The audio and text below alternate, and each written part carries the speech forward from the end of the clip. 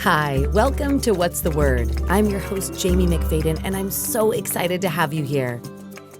This podcast is about all things wellness. Each week, we will focus on a word of the day, and I interview some of the most inspirational people I know and share that inspiration with you. Join me, let's learn together on What's the Word. This is the place where I belong. Whoop, whoop. Welcome back to What's the Word? Today, I am so excited because we're going to be celebrating something with our guest today. Our guest on What's the Word is Sam Kabert. He's an entrepreneur, a multiple four-time author, podcaster, and one of Silicon Valley's 40 under 40.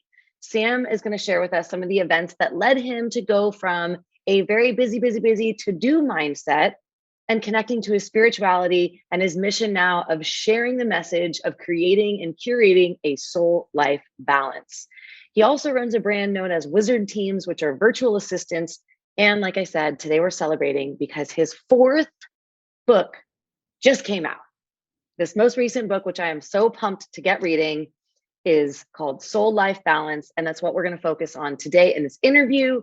Sam, this is something that we could all use so much more of. I'm so happy to have you on. How are you doing? Doing awesome. Thank you so much for having me, Jaime.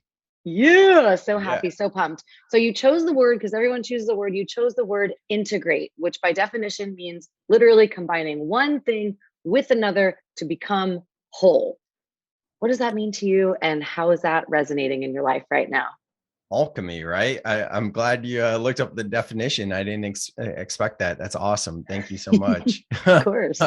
Yeah. So for me, back in 2019, when I'll let you take this whichever way you want to go, but I went into a very numbing downward spiral of depression.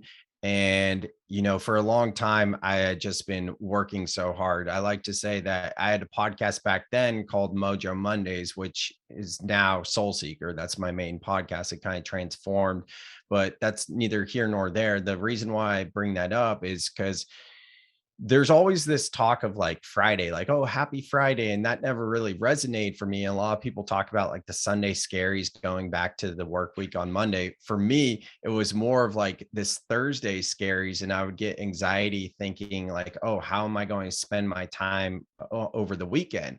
And truly, like, I just had blinders on and I stopped all the hobbies that I was interested in. Everything was evolving around work. And for a lot of people that can relate to this, like how the depression started was through a breakup. And it was never like that breakup that I was so depressed about, because once I started, that's what prompted me to go like inward.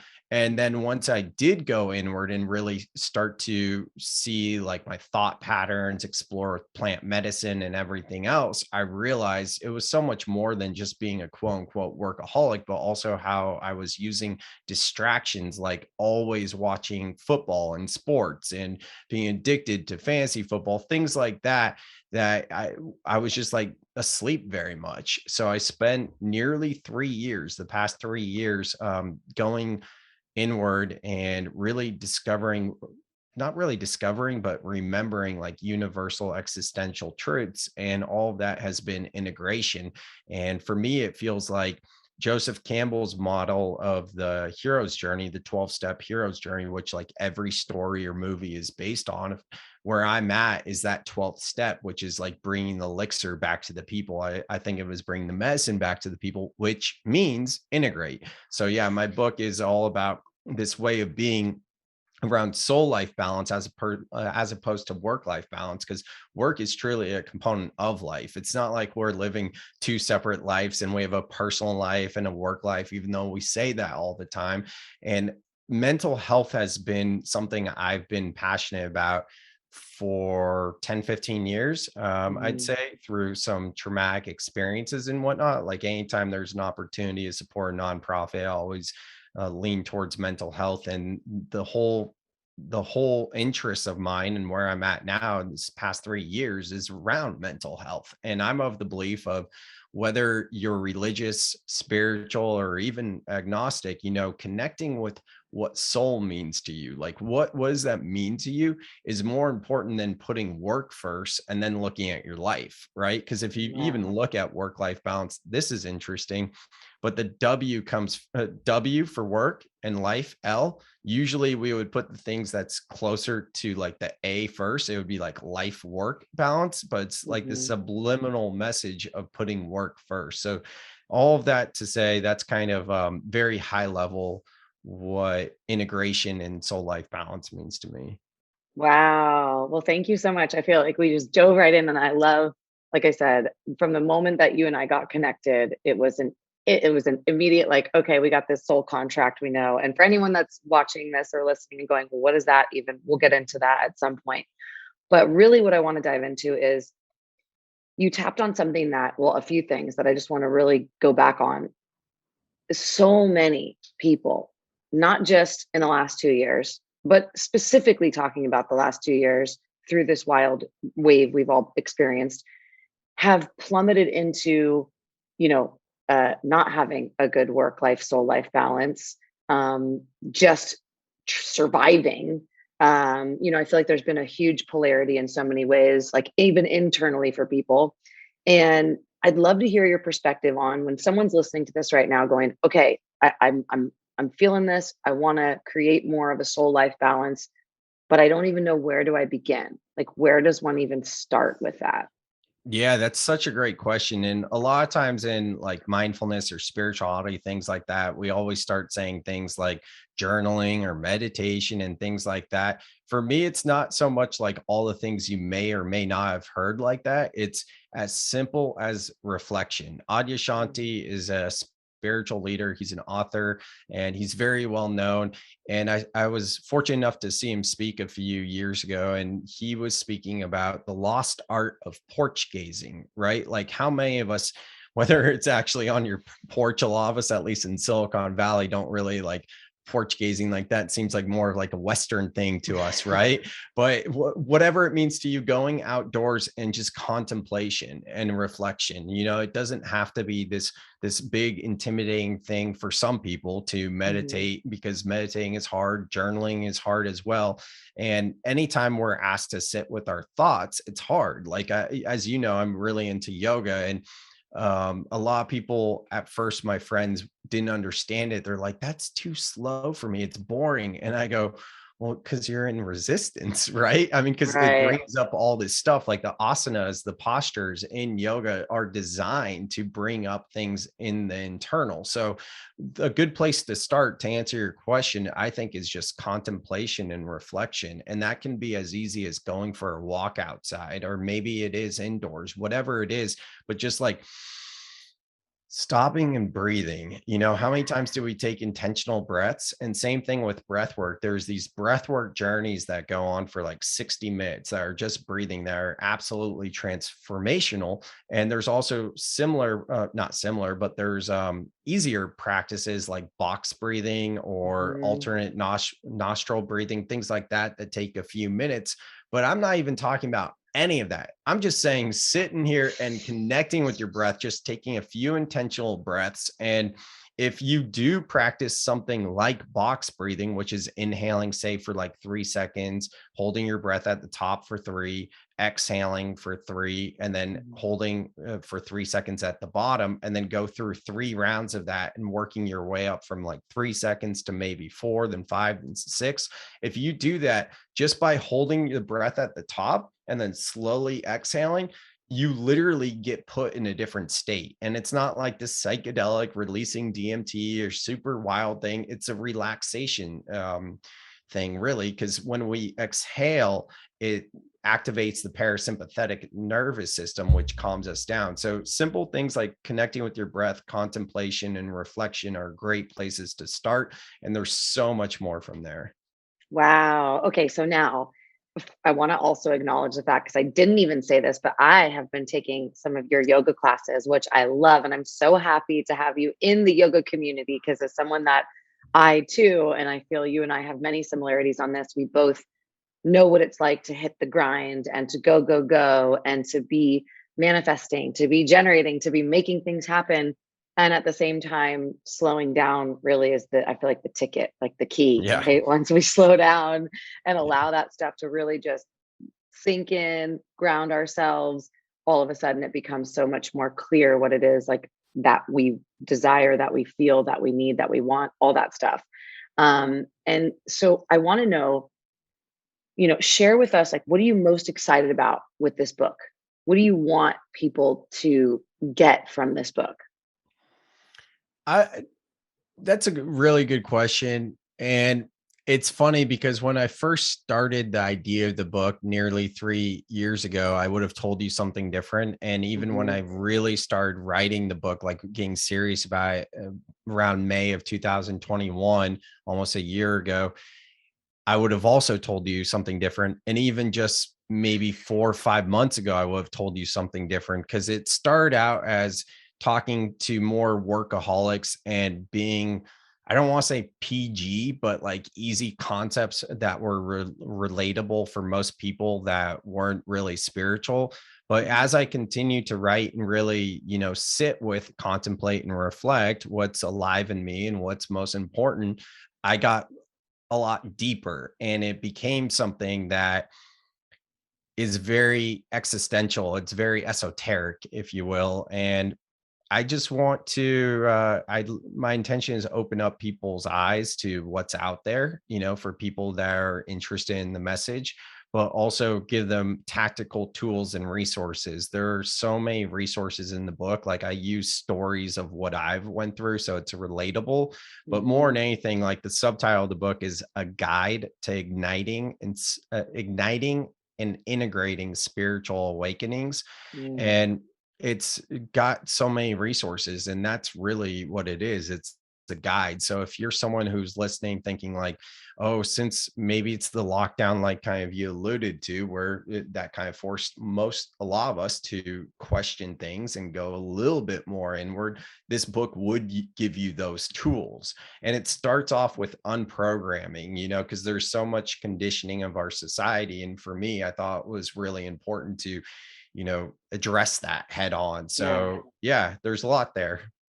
Well, I love that. And I love how we got connected through mutual friend that obviously has helped on, publishing my book, and now has helped you on your book. And now we're teaming up on different things. And it's, just thinking about this element of the universal energy, and what we're literally putting forth is in fact coming towards us in that same way. And all of these events that are happening around us, are magical when we can look at it that way. And from someone that, I'm so thankful that we've connected, and I'm so excited to just honor what you do, because I think that you are so relatable, that there are so many people that I personally know, myself included, where you've inspired me, Sam, to dive into my own spirituality more. You've inspired me as a self-care specialist to question things that maybe I never even questioned before. And so for anyone that's listening to this right now,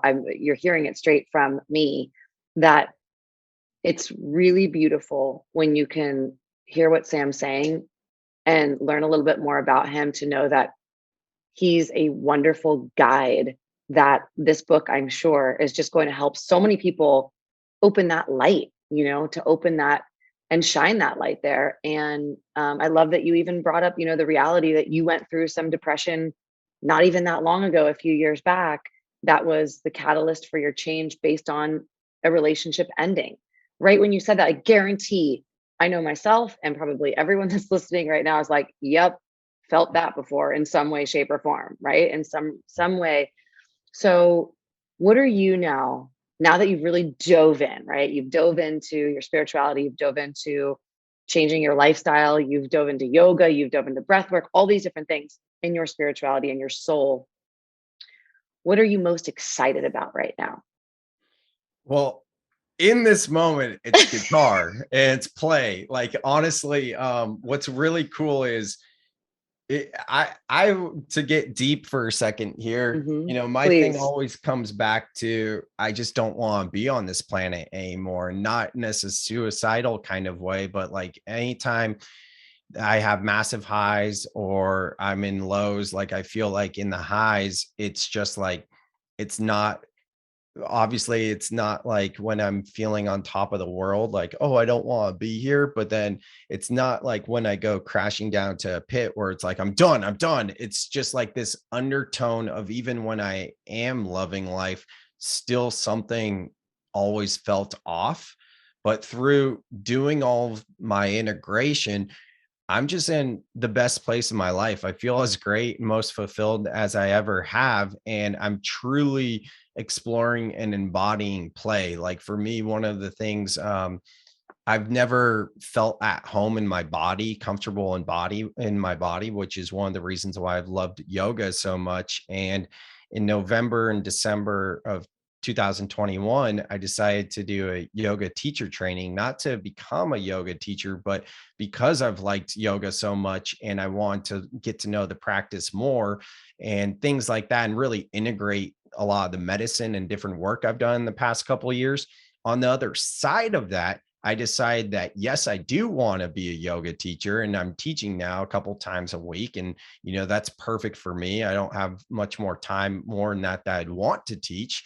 And that's been a really good exercise of like leadership and using my voice. So I really enjoy teaching yoga and play. I've been so much more playful in all the variety of ways. I played guitar for a couple of years in high school, but I was terrible, and I've never been musically inclined. I've always had so much anxiety when it comes to dancing, and I'm starting to turn the corner on that and picking up the electric guitar and like expressing myself through like rock, like heavy metal and things like that. It's just been really fun.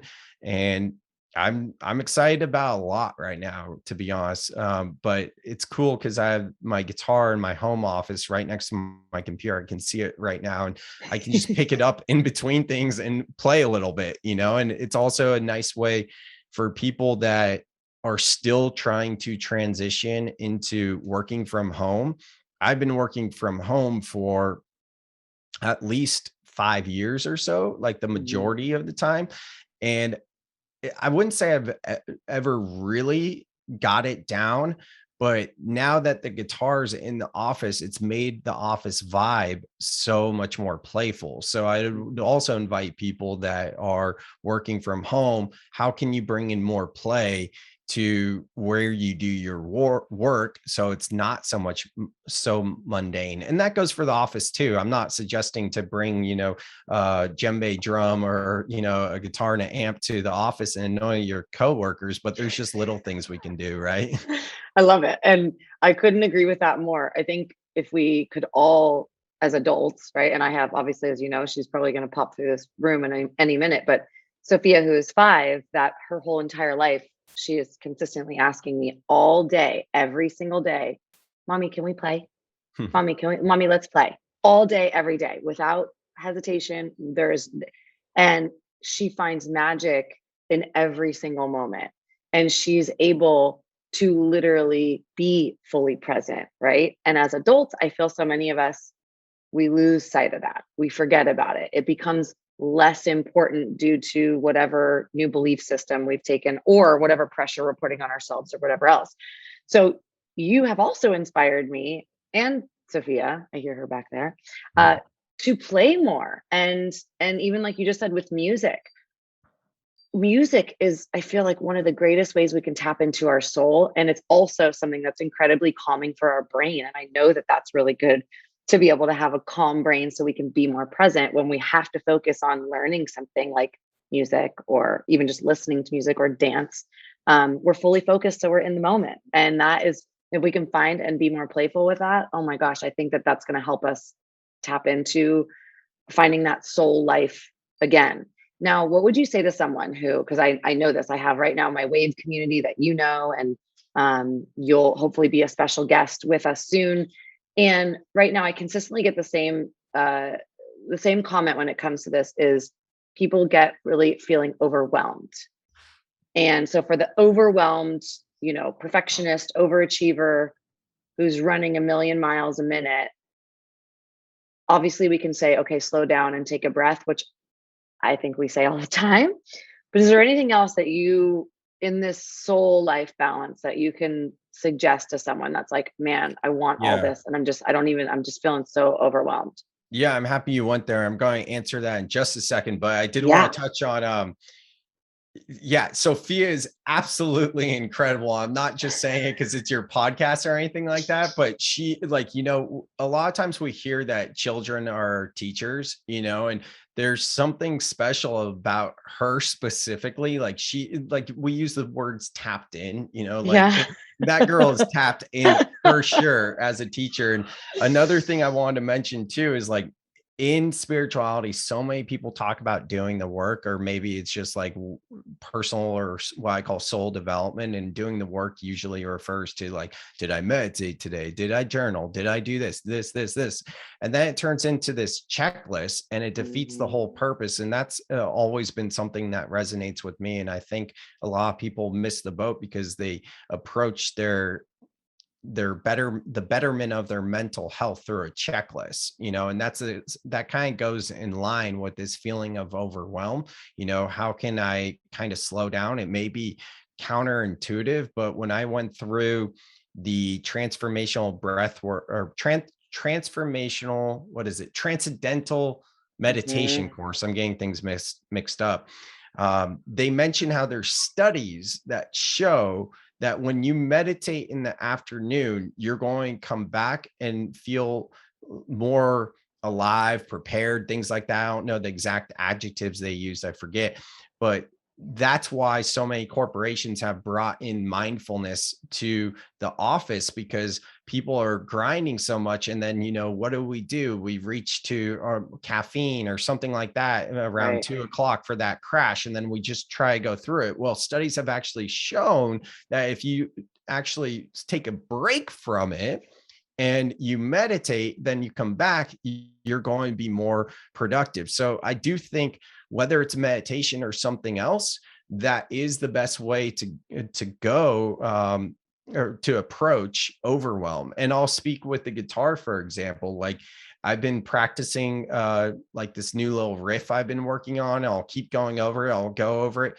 Then if I pause, take a few deep breaths, just step away, then come back, like even just 30 seconds or a minute later or a few minutes later, all of a sudden when I come back, it comes out of me the first time. And I'm like, oh, isn't that interesting? So it is counterintuitive, but adding more breaks in will actually be more productive. So I definitely think that is extremely important. Yes, more breaks. Okay, more Yeah. playtime. I love this. Even just in this short 20-ish minute conversation that we're having right now, celebrating your book, really what you're dropping is so many gems that I think every single person right now could really benefit from.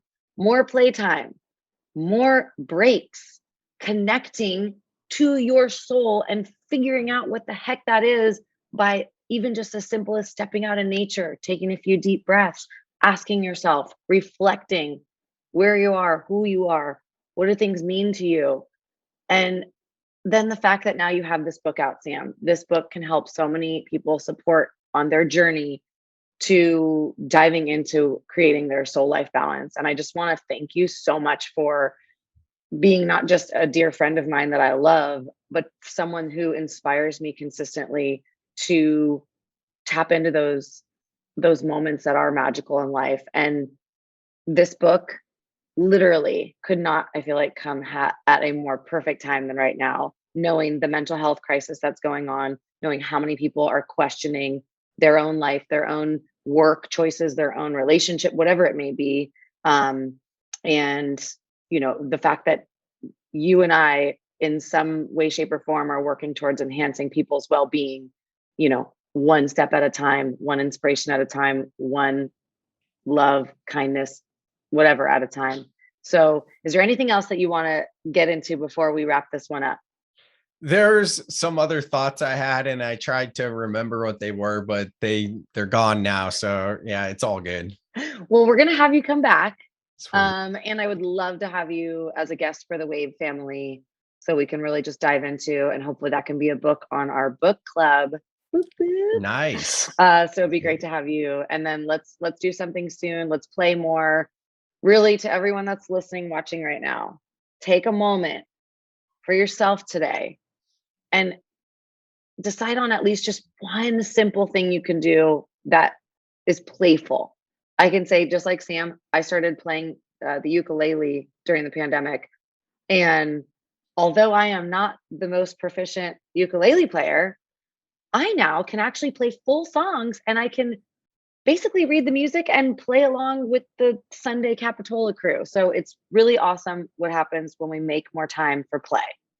Yes, exactly. It's not like we need to perform and be great. It's a creative outlet. That's why I wanted to say it's so important for us to find ways to express ourselves. And one thing that I did notice through finishing the book was I really dedicated myself to continuously like write. And yes, I podcast and I have a bunch of I've had so many different creative outlets, and many people listening do. But at a certain point, not that we hit a plateau, but it starts to become a little bit easier. So we also need challenges. I think exploring and pushing ourselves to the edges creatively also helps us to feel more fulfilled. Yes. Yeah. Yes. So get the playtime. And also, like you said, I love that you said that. If it starts to seem too easy, do something to change it up a little bit. Maybe start singing, maybe start dancing, have fun. Yeah. Well, Sam Kabert, thank you so much for being here. For everyone that's listening right now, be sure to go follow his Instagram, which I believe is at Just Sam Kabert. Yeah, simple. Yeah. Okay, great. I mean, so you have your Instagram, you've got your podcast, Soul Seekers, right? Yeah. Yep. The best place to connect is soullifebalancebook.com. It's kind of lengthy. I also have samkabert.com that has everything. Thank you for joining me here at What's the Word. Follow us on social media with the links on the screen, and don't forget to like and share with your friend. Your support helps us grow and continue to make inspirational content. See you next time on What's the Word.